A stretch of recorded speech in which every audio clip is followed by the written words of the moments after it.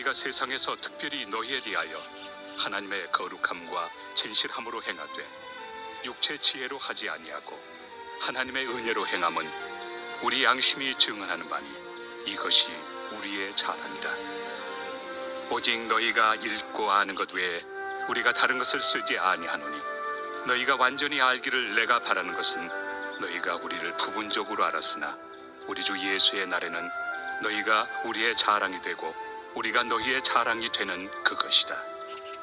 내가 이 확신을 가지고 너희로 2번 은혜를 얻게 하기 위하여 먼저 너희에게 이르렀다가 너희를 지나 마게도냐로 갔다가 다시 마게도냐에서 너희에게 가서 너희의 도움으로 유대로 가기를 계획하였으니 이렇게 계획할 때 어찌 경솔이하였으리요.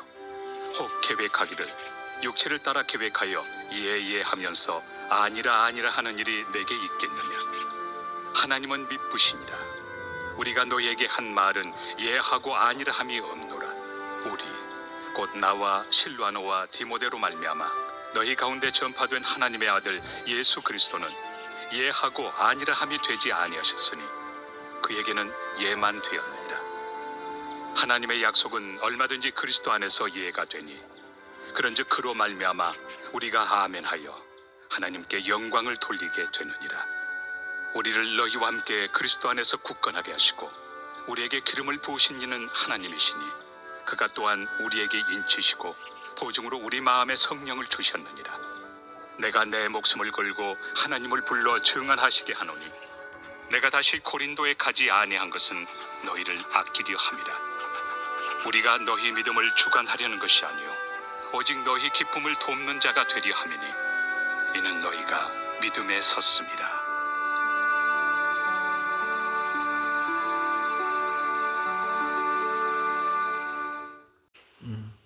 바울은 고린도전서 16장 5절 6절에서 이런 말을 했습니다. 내가 마게도냐를 지날 터이니 마게도냐를 지난 후에 너희에게 가서 혹 너희와 함께 머물며. 이게 무슨 말이죠? 그러니까 바울이 고린도 교회를 한번 가겠다 이제 그리 약속한 것입니다. 바울이 고린도 교회를 방문하겠다라고 말한 이유는 고린도 교회 내에서 여러 가지 문제를 일으켰던 그런 사람들 내가 직접 방문해서 그들을 이제 책망하겠다라는 그런 의도가 담겨져 있습니다. 고린도전서 4장에 보면 바울이 막 그 분쟁을 일으켰던 그런 사람들에게 이런 말을 했거든요. 어떤 이들은 내가 너희에게 나아가지 아니할 것 같이 스스로 교만하여졌으나 주께서 허락하시면 내가 너희에게 속히 나아가서 교만한 자들의 말이 아니라 오직 그 능력을 알아보겠으니 너희가 무엇을 원하느냐. 내가 매를 가지고 너희에게 나아가랴. 사랑과 온유한 마음으로 나아가랴. 이건 이제 경고 아닙니까? 그죠? 아주 센 말입니다. 이제 바울에게 고린도전서 편지를 통해서 이 말을 들었던 교회 내에서 바울을 대적하고 또 분쟁을 일으켰던 그 사람들이 지금 이 바울의 말을 듣고 마음이 언짢았겠죠. 그래서 바울을 더 대적하는 겁니다. 야, 뭐 어쩔 건데, 뭐 이런 거예요. 뭐 네가 여기 고린도의 교회에 오면 어쩔 건데, 올 테면 한번 와보라지. 뭐 오지도 못할 거면서, 막 이런 식으로 이제 비아냥됐던 것입니다. 바울은 이제 가려고 했어요, 고린도 교회. 근데 어떤 사정인지는 정확히는 이제 알 수는 없습니다. 바울의 어떤 선교의 사정에서 어떤 문제가 생겼을 수도 있죠. 우리가 이 서신서와 사도행전을 이렇게 대조해 가면서 추측할 수 있는 것들이 많지만 고린도 교회에 가지 못한 이유를 정확하게 알 수는 없습니다. 온다고 했는데 바울이 못 오게 된 거예요. 그랬을 때에 바울에게 책망을 받았던 이 고린도 교회 내에서 분쟁을 일으켰던 이 교만한 자들이 아주 막 이제 바울이 못 온다라는 이야기를 듣고 이제 막 바울을 더 공격합니다. 아, 거짓말쟁이다. 크게는 이제 거짓말쟁이다. 두 번째는 속물이다. 이제 뭐 그런 비난을 했어요. 비난을 했습니다. 바울이 개인적인 지병이 가지고 있었지 않습니까?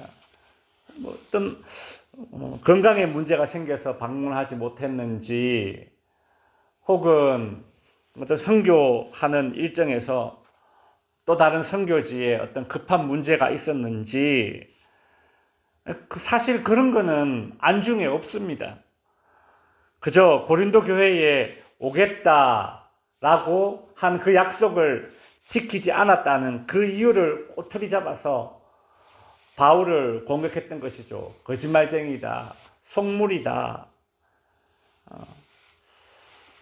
약속을 안 지켰으니 거짓말쟁이죠. 속물이다라는 것은 아마 바울이 그 선교 후원을 받아서 예루살렘 교회가 그 당시에 이제 대기근을 겪고 있었는데, 거기에 이제 성경금을 전달해 주려고 했었는데, 이 시기에 아마 그런 부분을 공격한 것 같습니다. 야, 저거 돈 받아서 다 지가 다 가지려는 거 아니야? 속물이라는 말에 이제 그런 의미가 담겨져 있지 않겠어요? 그냥 추정해 볼 뿐입니다. 근데 제일 큰 문제는 사실은 바울이 그런 소리를 듣는 것 자체를 두려워하진 않아요. 근데 바울이 지금 염려하는 것은 내가 이런 비난을 받음으로 인해서 내가 가르쳤던 고린도 교회에 전했던 이 복음이 어떤 평가를 받을까라는 것을 바울은 사실 제일 염려하고 있습니다. 그래서 그 복음의 진정성이 이런 악의적으로 모함하는 자들에 의해서 그 의심받게 될까봐 바울이 참 노심초사이죠. 그래서 이제 고린도후서 편지를 쓰면서 자신이 고린도전서 편지를 쓰고 난 이후에 고린도후서 쓰기 전에 그 사이에 교회에 방문하려고 했었는데 왜 못 가게 됐는지에 대한 그런 이유를 그런 마음을 바울이 이제 1장 후반부에서 밝히고 있는 겁니다. 오늘 본문이 그 내용이에요. 12절에 보시면 내가 고린도 교회에서 행했던 그런 전도와 선교가 참 진실하면서 우러나오는 행위였다라는 것을 이야기합니다. 12절에 우리가 세상에서 특별히 너희에 대하여 하나님의 거룩함과 진실함으로 행하였다. 이제 어떤 공격을 받았는지 이제 우리가 상상해 볼 수 있죠. 바울 저 약속 안 지키고 우리 교회에 온다 그러고 안 오는 거 보니까 진실하지 않은 거야. 막 이제 그렇게 공격을 했던 것 같아요. 그러니까 내가 하나님의 거룩함과 진실함으로 고린도 교회에 복음 전하고 했다. 이제 그 얘기를 하는 거죠.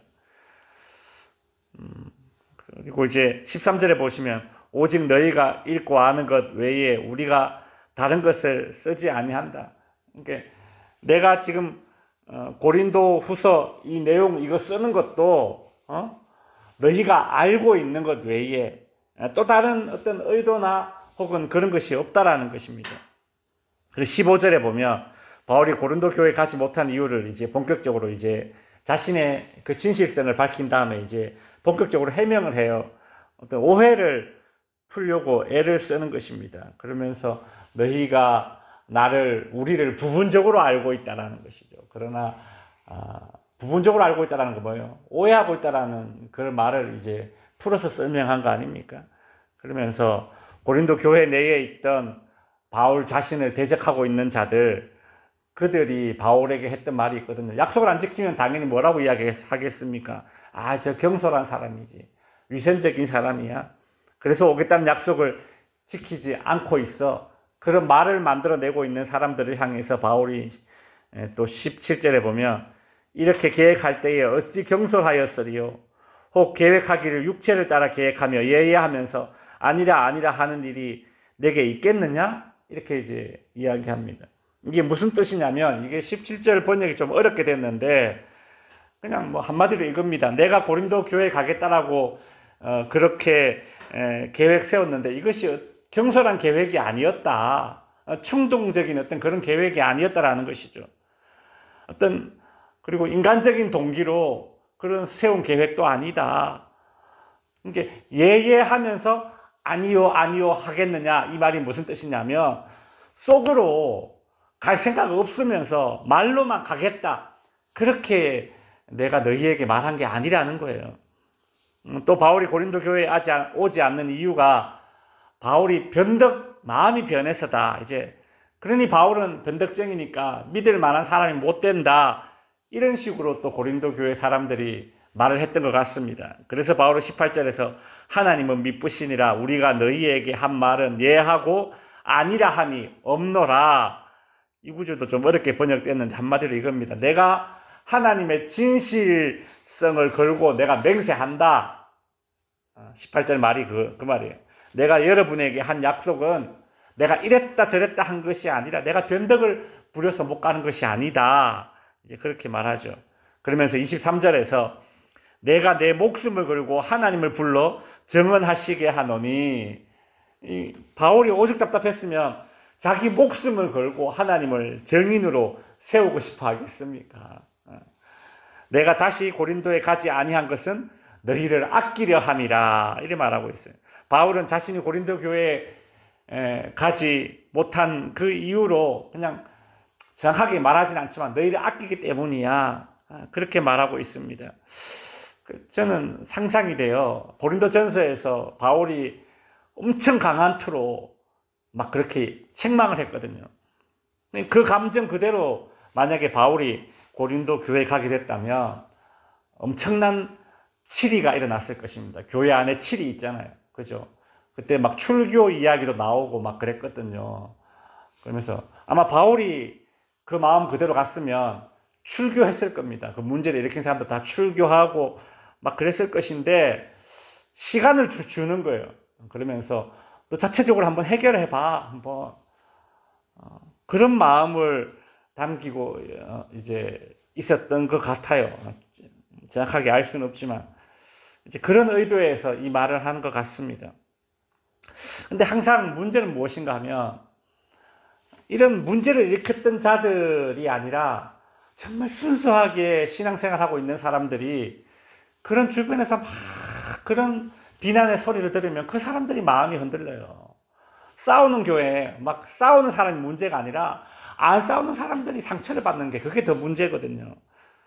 이제 고린도 교회 안에서 이제 정말 순수한 신앙생활을 하던 사람들이 막 주변에서 바울을 비난하는 이야기를 들으면 이제 어떤 생각을 하겠습니까? 그들의 신앙이 흔들리는 거예요. 야, 정말 그런가? 아니, 그래도 분명한 것은 우리 고린도 교회 안에 이런 문제들이 있는데 바울이 와서 좀 교통정리를 해줘야 하는 거 아니야? 바울이 우리를 사랑하지 않나? 우리를 생각하지 않나? 적어도 그런 마음은 들 것 아닙니까? 연약한 성도들은. 그러니 바울이 이제 그런 말을 하죠. 내가 너희를 아낀다.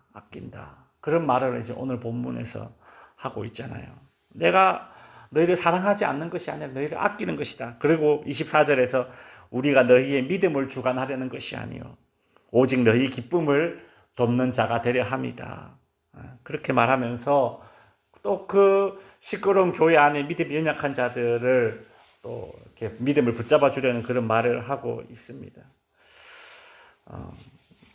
내가 너희들의 신앙을 뭐 이렇게 좌지우지하기 위해서가 아니라 내가 너희를 무시해서가 아니라 내가 너희를 믿어주기 때문에 자체적으로 좀 문제를 좀 해결할 수 있는 그런 시간을 주려는 것이다 라는 어떤 그런 의도가 여기에서 보이고 있죠.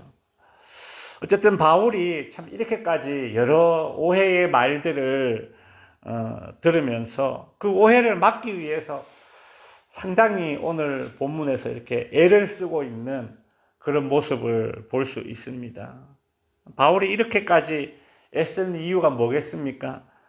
자신의 그 명성과 신뢰성을 잃는 것을 염려해서가 아닙니다.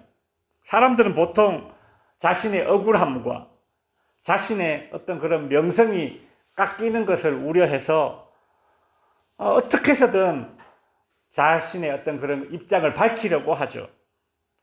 내가 이렇게 나의 억울함을 밝히면 나는 억울함을 벗어서 좋은데, 근데 그때 어떤 사람은 또 상처를 받게 되고 어떤 사람은 또 뭐 마음이 상하게 되고 또 그 공동체 안에서 평화가 깨질 때도 있습니다. 분명히 그럴 때 있어요. 내가 진실을 밝히는 것이 맞는 것 같아서 진실을 밝혔는데 그 공동체가 오히려 이로 인해서 더 평화가 깨질 때가 있거든요. 그래서 뭐 우리 쓰는 말이 무소식이 희소식을 모르는 것이 약이고 뭐 이런 말들이 사실은 뭐 이런 경우 아니겠습니까?